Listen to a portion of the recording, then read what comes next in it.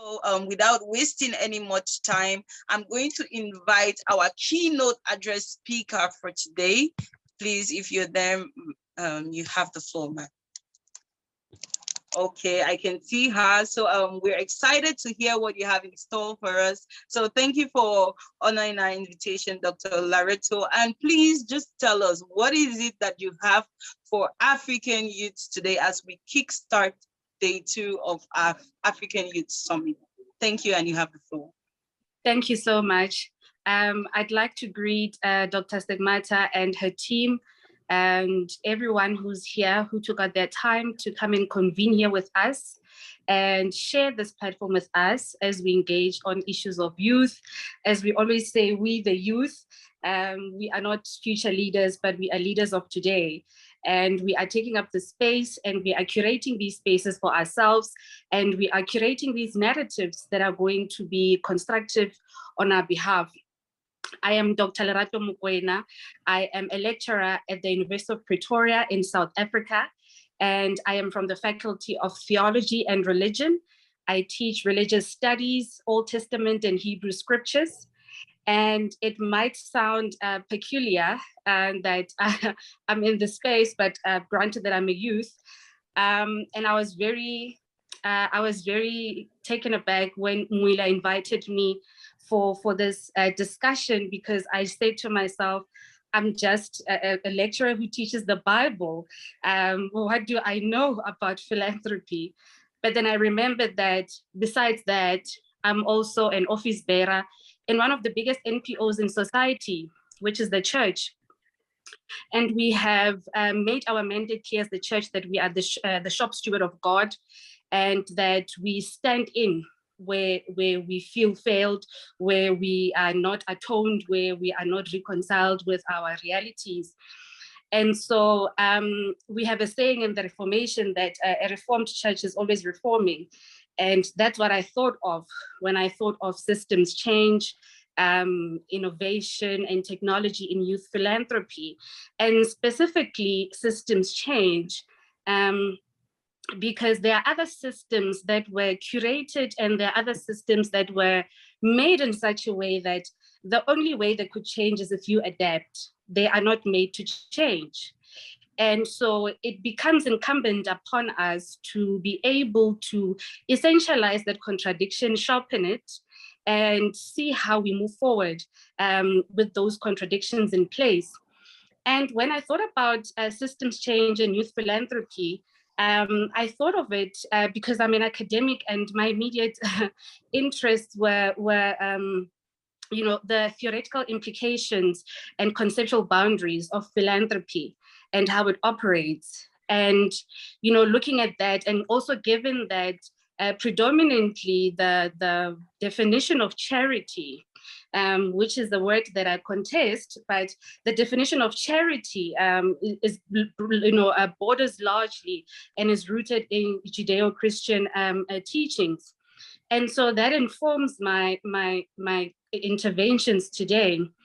And when I looked at philanthropy from a theoretical perspective and a conceptual perspective, I realized that it's one of the essentially contested concepts, given that the meaning, the essence of philanthropy is often contested.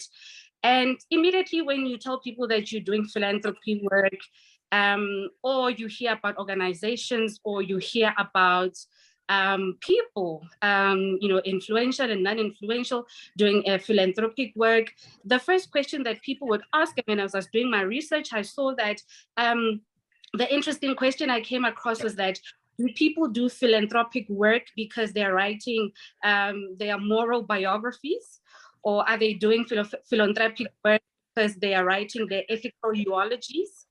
And the answer to that is that we should always go back to the noble purpose of philanthropy, which is to enrich well-being. And that is the reason why we do what we do. Essentially, we are good people, we care about each other's well-being, and we suppress many. And so to look at philanthropy in that sense also brought me to a number of questions that I had in my mind that I wanted to wrestle with and ask myself, in this gift economy that, philanthropy operates in, and primarily and predominantly and conventionally so, the metric of that economy is known to be money. And we know, as we have defined now, that the noble reason and the noble purpose is enrichment and for well-being. So we ask ourselves now, how do we measure, philanthropic work? And, does philanthropy exist as an alternative system? Does it exist to subsidize state failures? And what form of system is it, and how does it operate? And so to think about systems change, firstly, we should ask ourselves, what is our humanitarian paradigm? What is our primary source of performance and operations? From which source do we gather the strength from to be able to do the work that we do? And then that would lead us now to be able to assess the events that take place so that we are not just asymptomatic, so that we don't just look at things on face value. We look at the patterns, because luckily for us, history has no blank pages. So we know the work that has been done. We know the work that is continued to be doing. And to look at the structures that we operate in, the structures that are around us, and also to look at the models that we operate within.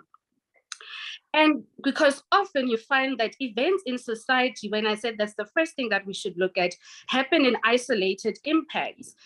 You have things that happen here, things that happen there, but there's no integrated model to say that we are standardizing the way in which we are going to distribute care, and which I think is what philanthropy aims to do. It wants to standardize care. It wants to make it a norm that we should be mindful of each other. We should be able to look at each other and feel that we want to enrich each other's well-being and each other's lives.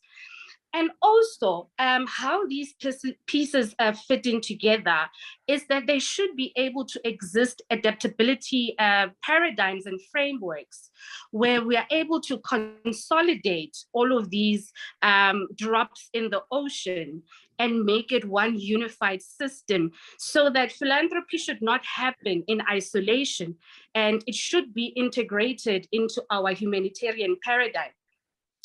And the steps to system change is that when we look also at the role of philanthropy in the societies that we inhabit today, we also ask what is the role of in the systems that we know, the systems that we live with. We ask the question of the role of philanthropy in democratic states and democratic societies. Because when you look at the increasing unequal distributions of power and resources, you see that also has impact on philanthropy, because economic inequality also feeds on increasing philanthropic inequality, because then that means that we can only have so many benefactors, and that feeds into asymmetrical relations of power, and it also increases donor power, and which is what we don't want in democratic societies. And when you look at the National Philanthropic Trust report that came out in 2019, it says that the donor advised funds in other states and other countries and continents, which are growing at a very rapid pace, unlike foundations, have no legal payout or annual reporting requirements. And if you live in a democratic state where transparency is engraved in that, you ask yourself a lot of questions, and that also perpetuates the hazard of donor power, and also creates a moral hazard in that sense, because there should be accountability and there should be transparency. But what hit me the most is that youth philanthropy should not be seen as an alternative system. It should be integrated into our everyday life, because in that sense, it will just exist as a thought enclave far away from the happenings of society, where it is looked as a backup plan for failure of governance, for failure for creating opportunities, and for failure for creating equal distributions. And the youth should be able to be in a position where they are integrated, because the same marginalization happens from decision structures.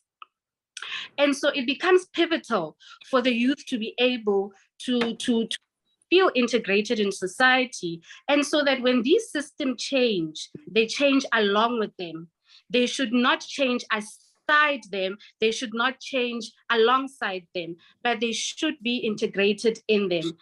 Because youth philanthropy, like I said, at the essence of what we do, we are good people. We surpass many.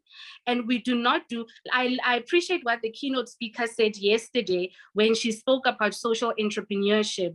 It doesn't mean that we should go bankrupt, but what it means is that our labor should not be extracted for nil. Our labor should not be extracted in such a way that the displacement becomes zero. We should be able to eat, we should be able to operate and be normal members of society.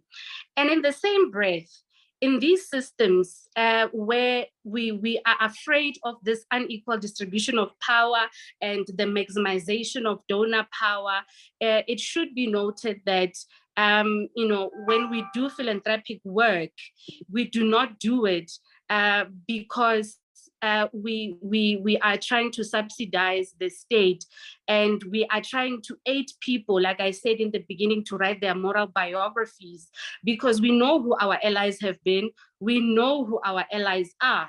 And so we will continue to move in that breath. And I hope that the following speakers can be able to add to this and show us how we can be innovative, how we can, use the aid of technology in order to make sure that systems change, and systems do not just change, because in the time that we live in now, systems change are no longer optional. They have become mandatory. They should be becoming a norm, because now we are living in precarious, unprecedented times. And with that, I would like to say to all the organizations that have been doing the great work that they're doing, to all the people that have played their part, that have sacrificed their labor, that have sacrificed their mental well-being, that have sacrificed their time to make sure that they contribute towards the enrichment and well-being of others. We say thank you, and we hope that it does not end and start with us. Thank you.